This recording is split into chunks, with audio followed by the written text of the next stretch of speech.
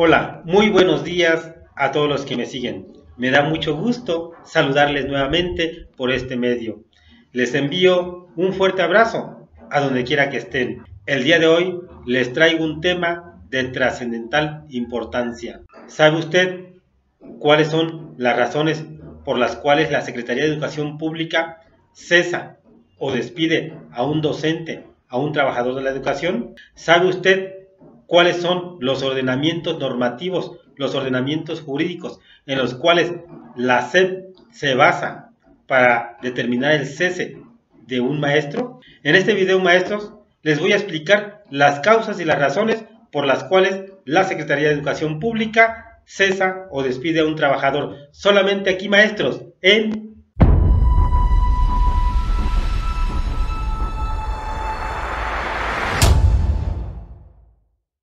Bueno, y la pregunta del millón, ¿por qué cesan a un docente? Antes de contestar a esta pregunta, maestros, primero vamos a irnos hacia atrás. Recordemos que la Constitución Política de los Estados Unidos Mexicanos es la ley suprema y en ella está establecido el artículo 123 constitucional. Este artículo habla sobre el derecho del trabajo en su apartado A y apartado B, es decir, el artículo 123 en su apartado B es el ordenamiento que sustenta las situaciones laborales de los trabajadores. Y de este apartado B se desprende en consecuencia su ley reglamentaria, que es la Ley Federal de los Trabajadores al Servicio del Estado. ¿Qué queremos decir con esto?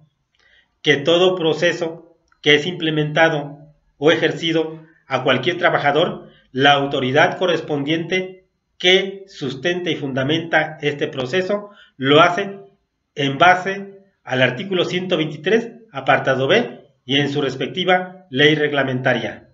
Y un artículo de esta ley reglamentaria que debe ser de fundamental interés y debe ser conocida por todos aquellos quienes nos dedicamos a la educación es el artículo 46 del capítulo séptimo. Este artículo sustenta la acción del cese. Pero ustedes se preguntarán, ¿qué plantea este artículo? Veamos. Este artículo establece que ningún trabajador puede ser cesado sino por causa justa. ¿Qué quiere decir esto? Bueno, pues que la autoridad no puede cesar a nadie, a ninguna persona, a ningún trabajador, si no hay una real y causa justa. En este caso la SEP no va a cesar a nadie nada más por nada o porque simplemente se le ocurra. Y para continuar es necesario revisar un artículo anterior al artículo 46. Estamos hablando en este caso del artículo 44 del capítulo quinto de esta ley. Este artículo anterior al 44 habla acerca de las obligaciones que tenemos todos los trabajadores. ¿Cuáles son las obligaciones que tenemos que observar todos los trabajadores, en este caso de la educación? Cabe señalar, maestros, que si nuestras acciones en nuestro ámbito laboral son acordes a estas obligaciones, no vamos a tener ningún problema. No tenemos por qué tener dificultades y mucho menos tenemos que preocuparnos por un cese. Estas obligaciones señaladas en este ordenamiento, conforme a derecho, están especificadas en 8 fracciones. En este momento vamos a ir revisando una por una y comentando lo que sea necesario acerca de ellas. La primera fracción dice que es obligación del docente, del trabajador, desempeñar sus labores con intensidad, cuidado y esmero apropiados, sujetándose a la dirección de sus jefes y reglamentos respectivos. Como ustedes bien lo saben, el jefe es aquel a quien le rendimos cuentas de nuestro hacer docente. Por ejemplo, un director es el jefe inmediato de un docente. Un supervisor es el jefe inmediato de un director. Y un supervisor es jefe inmediato para un supervisor. Y así sucesivamente. En pocas palabras, un jefe inmediato es aquel que está por encima de nosotros en cuestiones de responsabilidades y de facultades. Este jefe está facultado para solicitarnos o para pedirnos en cualquier momento todo aquello que muestre que estamos desempeñando nuestra tarea docente con intensidad, con cuidado y esmero. La fracción segunda establece que el trabajador, el docente, debe observar buenas costumbres dentro del servicio a que se refiere. Maestros, en nuestro ámbito laboral tenemos que tener una conducta honesta, responsable y que nuestras actuaciones sean con decoro y ser respetuosos con cualquier persona con la que interaccionamos de manera diaria. Por consiguiente, la fracción tercera establece que los trabajadores tenemos que cumplir con las obligaciones que impongan las condiciones generales de trabajo.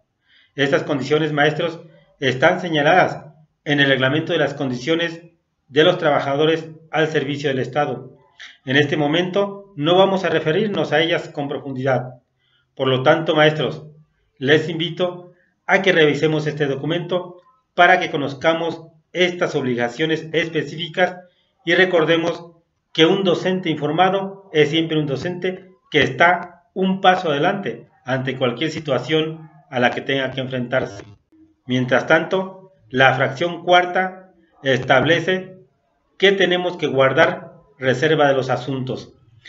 Si en nuestro ámbito laboral, maestros, nos enteramos o tenemos conocimiento de un documento, de un oficio, pues nos tenemos que mantener reservados ante la información que conozcamos sobre él. La fracción quinta nos establece que tenemos que evitar la ejecución de actos que pongan en peligro nuestra integridad y la integridad de los compañeros. Mientras tanto, la fracción sexta establece que debemos asistir puntualmente a nuestras labores cotidianas. La fracción séptima nos indica que no podemos hacer propaganda de ninguna clase dentro de los edificios y lugares de trabajo. Mientras tanto, la fracción octava establece que debemos asistir a los institutos de capacitación para mejorar la preparación y la eficiencia en nuestro quehacer docente. Maestros, cabe señalar que si nosotros observamos estas fracciones del artículo 44, es decir, si las cumplimos al pie de la letra y nuestras acciones son conforme a estas obligaciones, no tenemos por qué estar en conflicto o tener algún problema que amerite un cese. Para ello, les recuerdo nuevamente lo que establece el artículo 46, y este dice: ningún trabajador podrá ser cesado sino por justa causa. En consecuencia, el nombramiento o designación de los trabajadores solo dejará de surtir sus efectos sin responsabilidad para los titulares. Entonces, observamos que este precepto establece de manera clara y precisa que tiene que haber una causa real y justificada para que un maestro, un trabajador de la educación, pueda ser cesado. Estas causas están señaladas en las fracciones e incisos del artículo 46. Es necesario, maestros, que tengamos conocimiento de estas causas, en las cuales un trabajador puede incurrir y tener problemas con su nombramiento o designación. Pero estas causales se las voy a dar a conocer, se las voy a explicar una a una en una segunda parte de este video. Por lo tanto, les pido que estén pendientes la próxima semana. Y por último, maestros, les pido que para estar informados y tener conocimiento de los documentos normativos que nos rigen como trabajadores de la educación, te suscribas a mi canal, le des clic a la campanita para recibir mis notificaciones. Te pido también que compartas en tus redes sociales y nos vemos en la próxima.